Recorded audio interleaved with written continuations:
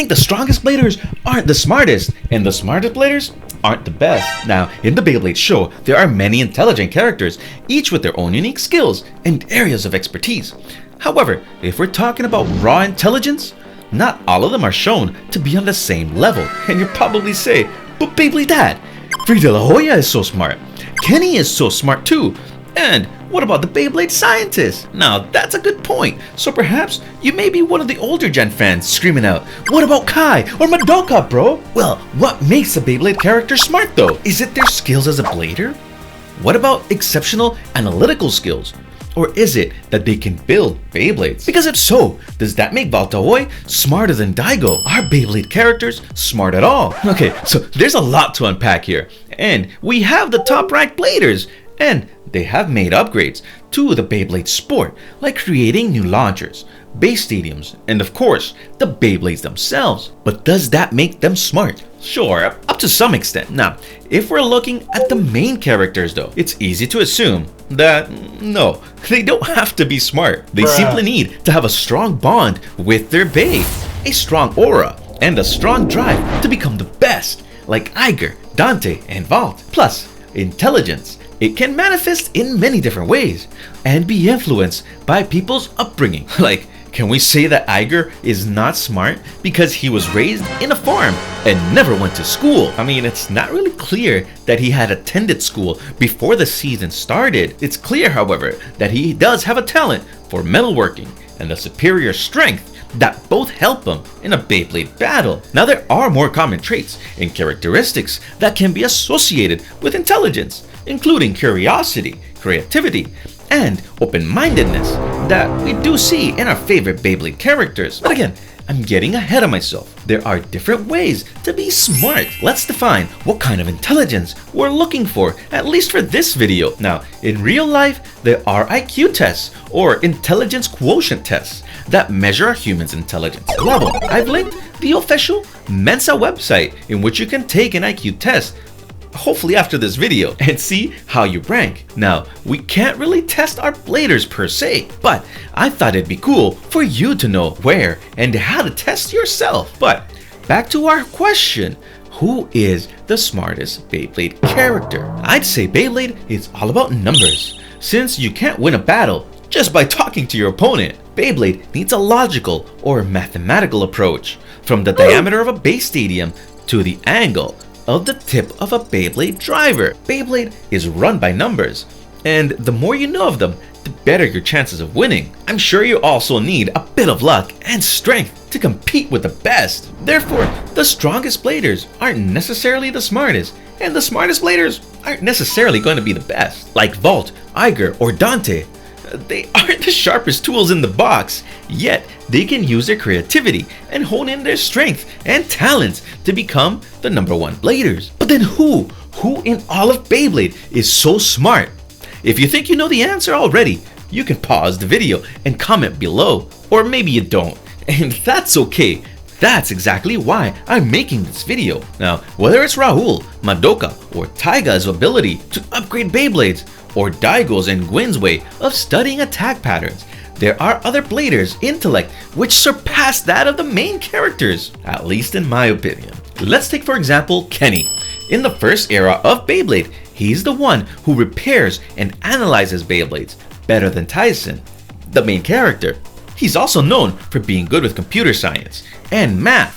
Now, I think that if you focus on math at a young age, like Kenny, it will definitely enhance your life and blading skills. Now, another of the youngest and brightest bladers is Belldazera. And you might be like, yeah, no way, Beyblade Dad. Now, he has time and time again though developed Beyblade parts that incorporate elements of others' Beyblades into his own. He's made upgrades to the launcher, the base stadiums, and even 3D printed some of the most powerful designs. I'm talking about the show. I know, in real life, Divine and Dangerous Belial aren't really top tier Beyblades. Still though, we have not seen engineering like this before. But he's not the smartest blader. Nah, the smartest bladers aren't only concerned with making bays. They study them. They're consumed by them. For some, the smartest bladers in the burst season are Naoki and the Dr. Eval, both of which share many similarities. They both wear blue, and they both research other bladers and their bays. Naoki was the first blader we got to see who built a specific algorithm to study and beat his opponents. He is even shown to be manipulative and even go as far as cheating to win. Ultimately, cheating can only help you so much versus true skill, and so he was eventually defeated. Eval Oxford, or Dr. Eval as he's better known, helped Hyde train and even made one of the most weird looking gimmicks in the world, that sucker cup driver. But I would be remiss if I didn't include one blader who is as smart or even smarter than the two scientist bladers, Gwyn Reynolds. He can do complex mathematical equations to study Beyblades, and he does it without a calculator. Gwyn made an electric driver and also his own Mugen Lock Beyblade just by observing Dante's and Arthur's bays. It's not known for sure if no other blader is as smart as him, at least in the burst season. He's likely not as smart as other Beyblade characters we've come across in the Metal Saga series. Gwyn Reynolds may have done some pretty cool maths, and Naoki may have created simple algorithms to study Beyblade, but they don't compare to a truly genius character, one who influenced many people's lives for better or worse. Now I'm talking about the one and only Doji. Not Doji! And you may be like, Beyblade Dad, you can't be serious. What do you mean Doji? This guy's not so smart. He isn't even a good blader. But wait, remember what I said in the beginning.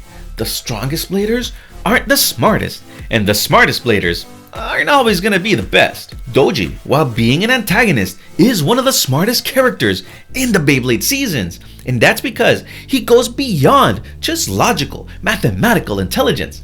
He demonstrates a verbal, linguistic intelligence. That's because Doji studied Beyblade history. He manipulated the Dragon Emperor Ryuga, and ultimately, in the last season of Beyblade Shogun Steel, he uploaded and merged with AI. This is what we now call individual artificial intelligence, and it's becoming mainstream in the real world. This wasn't done by him, but by his sentient computer system called Mercy. That tickles right in the binary. He became a sentient hologram, and this does come with some benefits. Now, Doji is the only one to ever become a Beyblade himself through Robo Doji. Now, this still doesn't make him the smartest blader. Heck, maybe the smartest blader in Beyblade doesn't even need a Beyblade.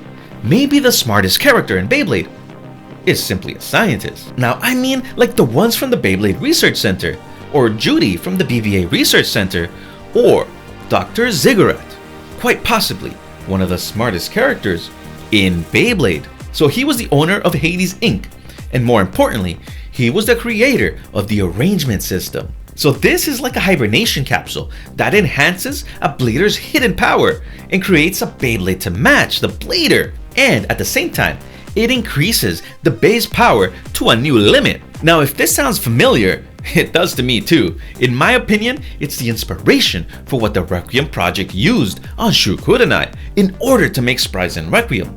Dr. Ziggurat wanted to make Beyblades into a power source, which in my opinion is still a powerful message that resonates to this day.